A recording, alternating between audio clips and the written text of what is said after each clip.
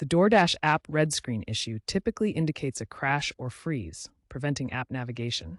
This is often due to app compatibility issues, memory problems, or server-side API failures. Immediate steps to resolve this include clearing the app cache. Go to your device settings, find the DoorDash app, and clear its cache. This removes temporary corrupted data. Next, ensure you have the latest app version from the App Store. If problems persist, uninstall and reinstall the app. Finally, restart your device. A simple restart can often resolve conflicts by clearing RAM and background processes. These steps solve the issue in most cases, so try them first. If basic troubleshooting steps don't resolve the red screen issue, more advanced solutions may be needed.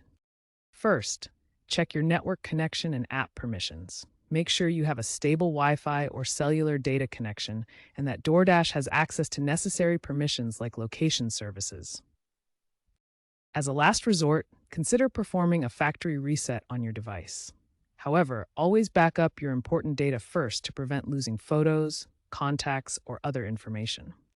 To prevent the red screen issue from occurring again, follow these preventative measures. Keep your DoorDash app updated by enabling automatic updates. This ensures you receive the latest bug fixes and improvements as soon as they're available.